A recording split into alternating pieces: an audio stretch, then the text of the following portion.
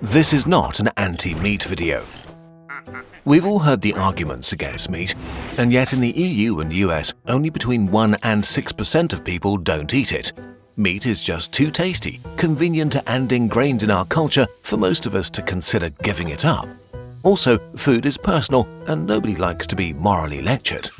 At the same time, we love animals. Most of us have pets and believe in animal rights. Few things make the internet as angry as animal cruelty. Both are true. We love meat and we love animals. Unfortunately, most animals we eat live in truly horrible conditions. We don't torture them for fun, but because it makes meat just a little bit more incredibly cheap.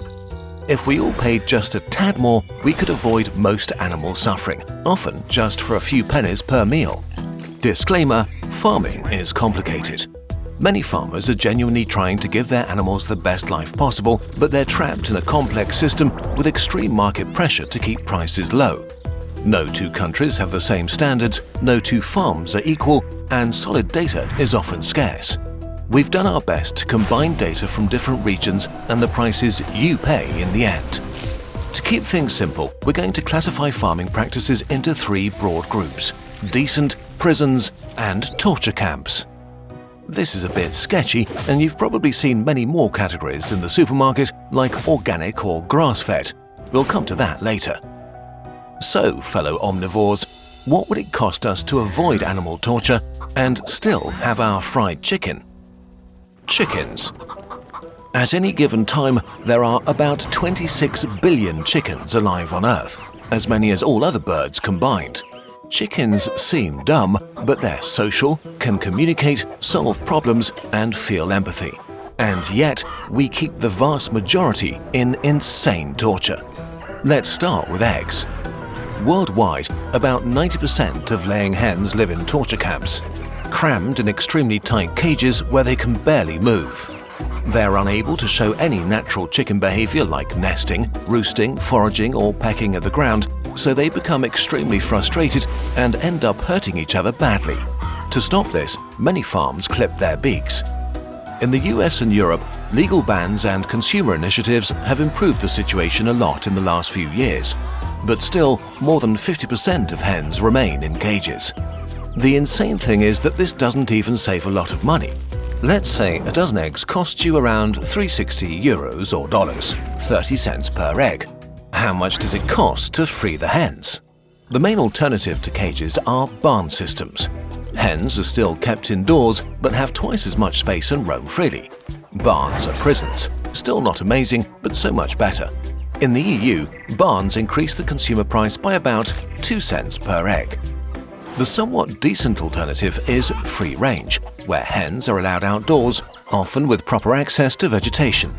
In the EU, this increases the price by about 7 cents per egg. Housing aside, one of the cruelest practices is chick culling. Male chicks don't lay eggs, so they're killed right after birth, usually by gassing or grinding. This is a really widespread practice used for caged, barn, and even organic eggs. 7 billion baby chickens are killed this way each year. France and Germany have banned this, so many breeding eggs here are scanned early and only female birds hatch, which may have increased costs by only 2 to 5 cents per egg. So if you pay 85 cents more for a dozen eggs, you can make a difference between serious chicken torture and pretty decent chicken lives. And for another 60 cents, you can help end chick culling too. Chicken meat is a different story. Most meat chickens today are genetic freaks, bred to reach amazing weights incredibly fast. Their internal organs are under a huge amount of stress and they can't even walk properly because of their weight, which causes them a lot of pain for much of their lives.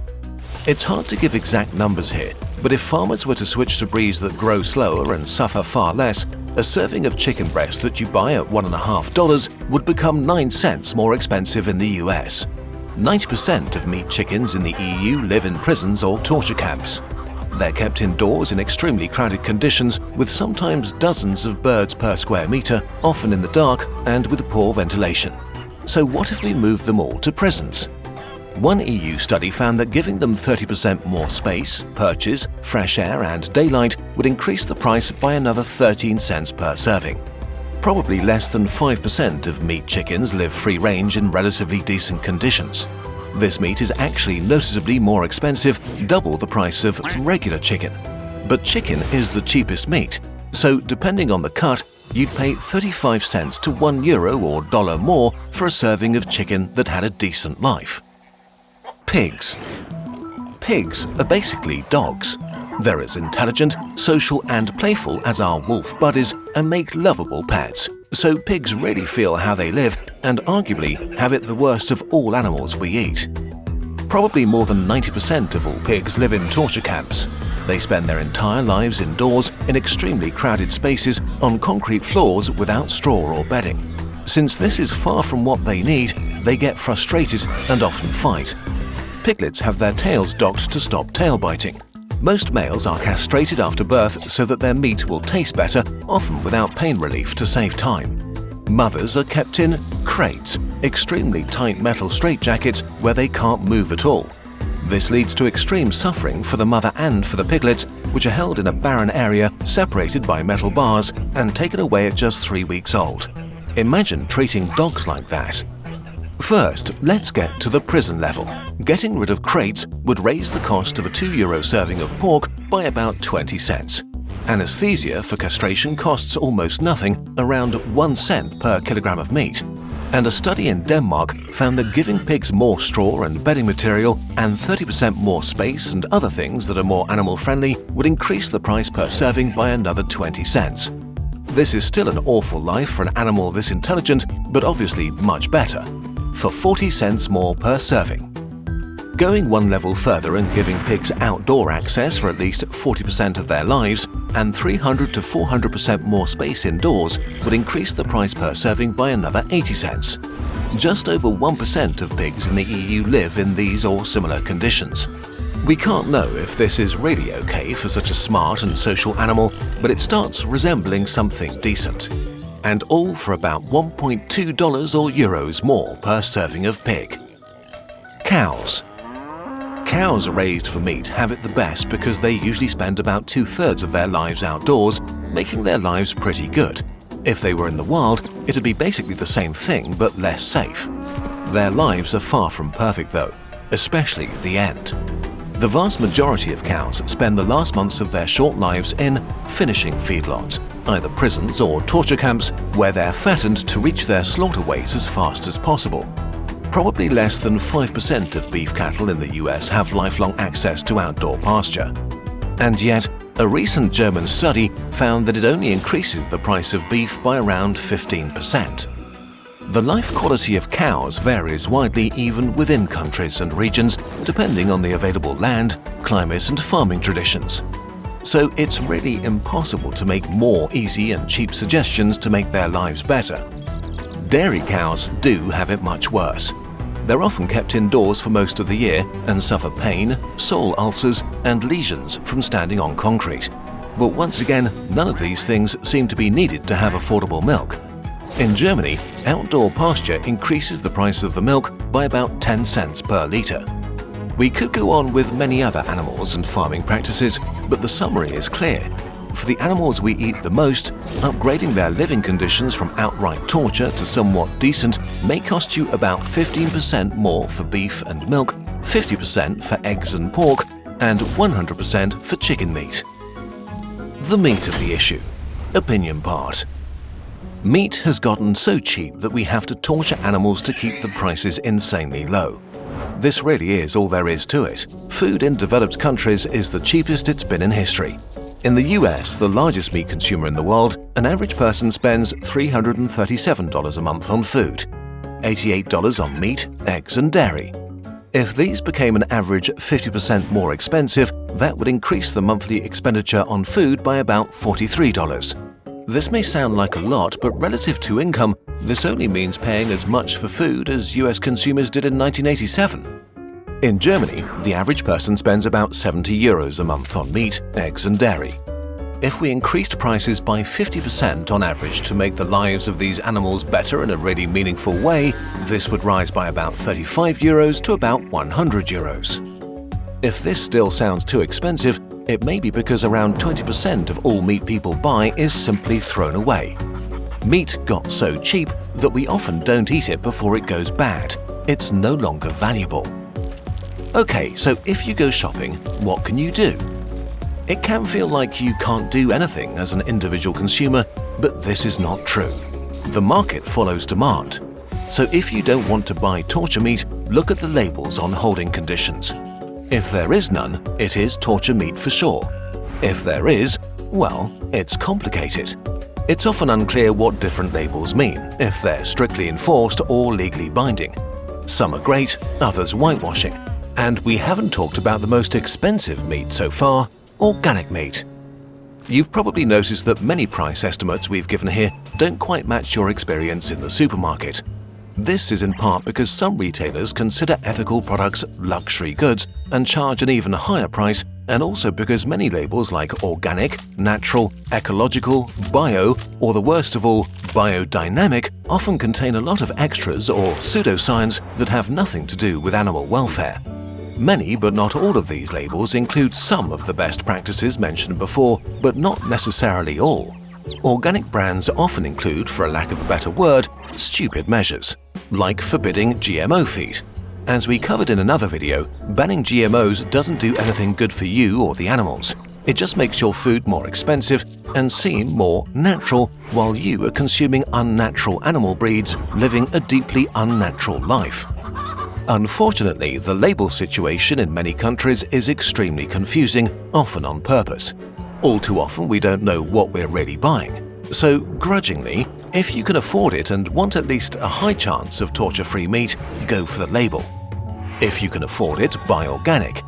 If you can afford it and have time, research local farms and get your meat from a place you've seen yourself. There's one exception, too good not to mention: mussels. They suck up carbon and filter water, making coastlines cleaner.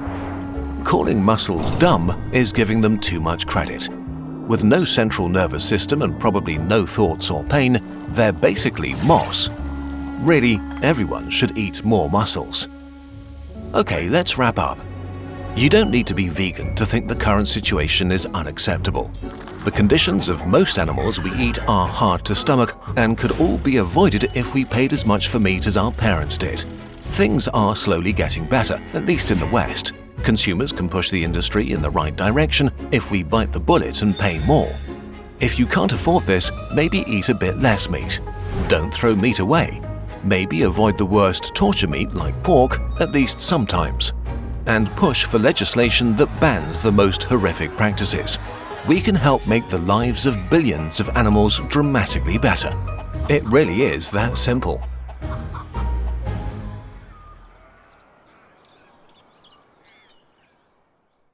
You can only advocate for better policies if you have enough reliable information. When financial incentives are prioritized, facts can be manipulated or even omitted altogether. In 2024, many major fast food chains backtracked on serving chicken that's free from antibiotics and do use it on sick chickens now. But is this the full story? To get nuanced perspectives, we draw on Ground News. We admire them as a long-time sponsor for their aim to provide a balanced account and leave the final conclusion up to you. This is what we're aiming for as well. Ground News lets you easily access nearly 100 additional articles published worldwide on these policy changes. Let's look closer. Scripps News cites flu outbreaks in farms across the US as causing limited supplies and higher prices. One source raises concerns that this move could increase the risk of spreading antibiotic resistance amongst humans. At the same time, the Associated Press reports that Tyson's Senior Director of Animal Welfare noted a plan to use antibiotics known as ionophores, which are claimed to have no effect on human health. You can easily see the different angles of each publication side by side and assess the situation for yourself, plus context like a credibility rating per publication and its source of funding. Go to ground.news/KIN or scan the QR code to check it out. Our link saves you 40% off their unlimited subscription to worldwide coverage and a better way to stay informed. This comes down to just $5 a month, the best investment you can make for a tool we think is more important now than ever. This video was only possible thanks to a special group of people, our patrons. They're a vital part of the Kurzgesagt team, lifting us up, supporting us, and giving us the freedom to continue sparking curiosity all around the world. We couldn't do it without them. If you'd also like to become a part of the Kurzgesagt team, support us on Patreon. You'll get exclusive perks like sneak previews, behind-the-scenes updates, high-definition wallpapers, and even your own Kurzgesagt burb created just for you by one of our illustrators. Become a patron. Become a part of Kurzgesagt.